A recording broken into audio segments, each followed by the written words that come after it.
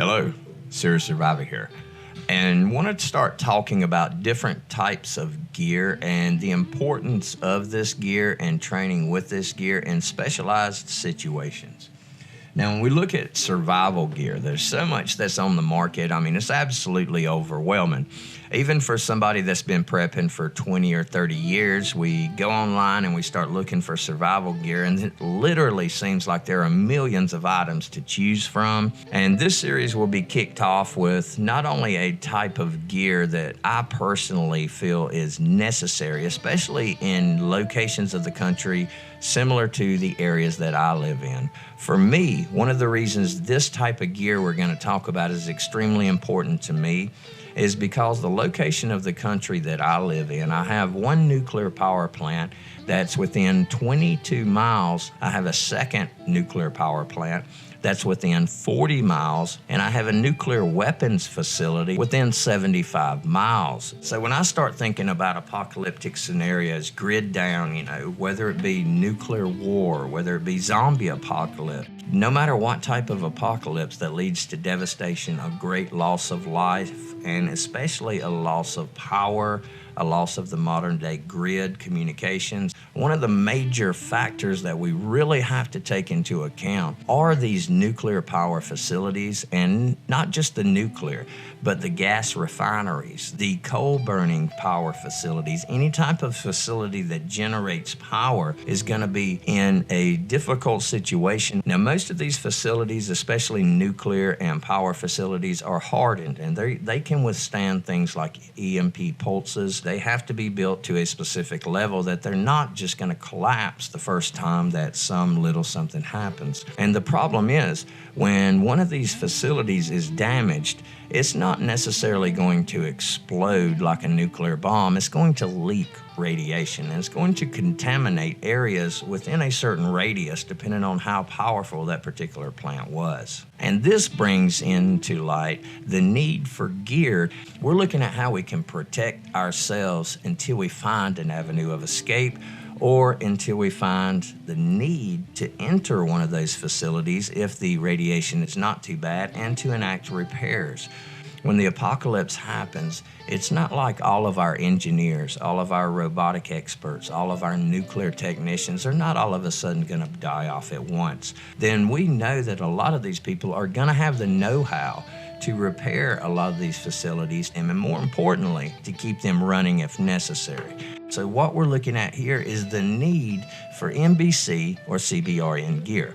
Now, a lot of people are thinking that this is a huge amount of gear. It's going to take up a lot of space in my storage, but the majority of your NBC kits can be carried in a duffel bag if they're maintained properly. These types of kits are not just good for radiological situations. They're good for everything from a burning building to a dust storm. These are the items that you have to build this kit efficiently so that you will be able to operate at the safest state possible. Now, the difference between NBC and CBRN.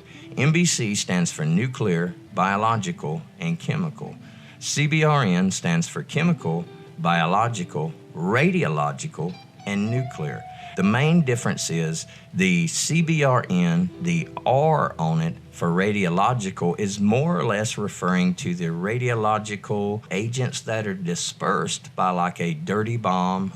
So in essence, these are very similar. So first of all, the first thing you're going to need is a gas mask. The things you look for in a gas mask, though, are how well the gas mask seals on your particular face shape, the range of view you have out of your face piece, the inhalation resistance, how much resistance you feel when you're trying to inhale. The exhalation resistance, how hard is it to exhale, or does the mask seem to push out as you're exhaling because it has a large amount of exhalation resistance.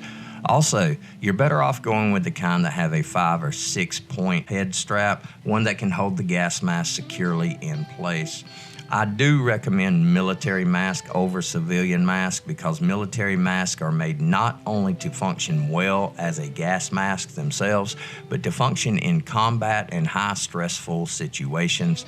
So it's personal preference on what kind you like. If your gas mask is rated for CBRN, then this should be a very good choice for this part of your equipment. There's a lot of these on the market, and they actually range anywhere from $20 up to several hundred. Another consideration is the type of filter that you're going to use with this mask, and the type of filter should be one that is CBRN rated, made by a reputable manufacturer.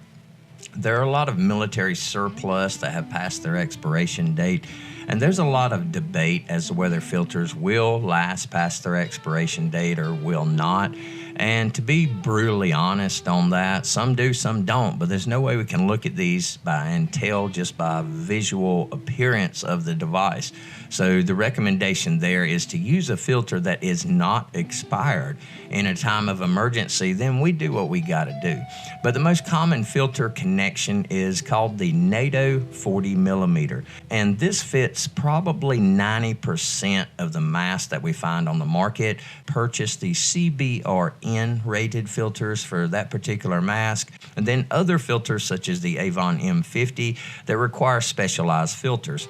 So my recommendation on this is to pick a mask that uses the most common filter type, that being the 40 millimeter filter cartridge.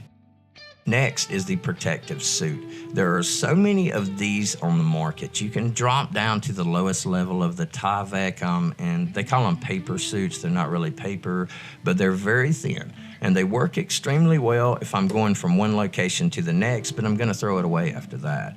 But you can step up to much more heavier duty materials. So from the low end of your protective suit, you're looking at $9, and these can range all the way up to, several hundred to thousands of dollars, depending on the level of protection you want. Keep in mind, the protective suits do not stop radiation. They stop radioactive particles from reaching your skin, which means when you take the suit off, the radiation is gone then, it's away from you. So it is a very good benefit, and it's something that you truly do need, because radioactive particles absorbing into your skin, the damage becomes permanent at that point. Radioactive particles that are on your suit can easily be wiped away, the suit can be cleaned, or the suit can be thrown away, and at that point you're clear of the radioactive particles. A set of boots. The boots, there are so many different types on the market, but you're going to need a set of boots that are chemical, biological, and radiological rated. And a lot of these boots will end up having steel toes, and they make some very, very good ones on the market. Here's some examples of some different types here. And once again, it all boils down to what you want to spend on this particular device. And next is the gloves. Once again, gloves is a section that there isn't the largest range of section of these on the market. These are very specific, and here we see some examples of them. But any glove that actually has this type of rating should suffice for what you're trying to do. Now keep in mind, when you're wearing CBRN rated gloves, these are pretty big fitting gloves on your hands, so you're probably going to want to wear a standard pair of like leather gloves, mechanics gloves, combat gloves underneath these if at all possible. Just make sure they're rated for what you need, and research it. Anywhere on your suit that does not come to a complete 100% seal, you're going to have to tape off with radioactive tape, or even duct tape in a lot of cases works pretty well, because what you're trying to do here is to keep these particles, these microscopic particles, from entering your suit and bonding or penetrating your skin.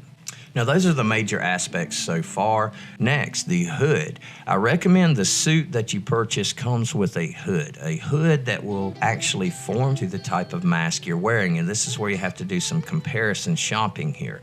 And also along the hood, there are some masks that attach directly to the hood, forming a seal, but you may also have to look at some type of sealing tape and some type of sealing procedure to keep this hood in place so that you don't have these particles coming in through your hood, around your mask, and to the back of your head. Next, one of the things that are very, very necessary, and this is a radiation detector, and this can also be one of the more expensive parts of this. You can get dosimeters, and a dosimeter is a lot less expensive, and a dosimeter will basically record the amount of radiation that you're exposed to over an amount of time. So this doesn't give you a real-time readout, not for your smallest dosimeters. It gives you a cumulative readout, but a better option for this are actually radiation detectors.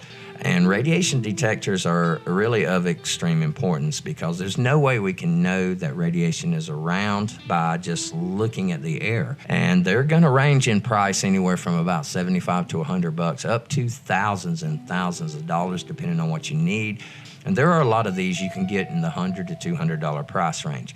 But one thing you want to make sure of, and that's the fact that this radiation detector will detect alpha radiation. Alpha radiation, it will not penetrate your suit. It will not penetrate the t-shirt you have on, but it will attach to the food, to the water sources. So if we do not detect alpha radiation, we think we're safe because most radiation detectors only detect gamma and some beta. When I pick up this apple that my radiation detector didn't start beeping at because there's no beta or gamma radiation attached to it, I start taking a bite of this apple, and then I'm putting alpha radiation into my stomach, and in turn, I'm going to have some extreme difficulties, which will eventually lead to my death. That's not to mention medication. I don't really want to get into the medication because everybody has different medical needs.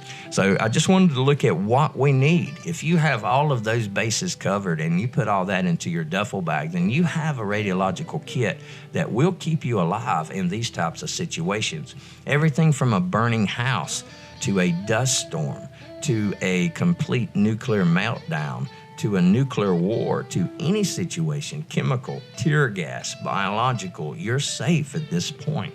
So this is one of those things that can't say is an absolute necessity that I have to survive every day of my life, but survival tools aren't about using them every day. They're about using them when the need arises. And if I suspect an area is contaminated, what am I going to do? Just walk into that area and hope I don't die? Or am I going to use this equipment and play it safe? Do have to take risks in life, that is true. But if we can make those risks, calculated risk, then we stand a much better chance at survival. So thanks a lot for watching. I hope you enjoy the video. And for now, Serious Survivor, out.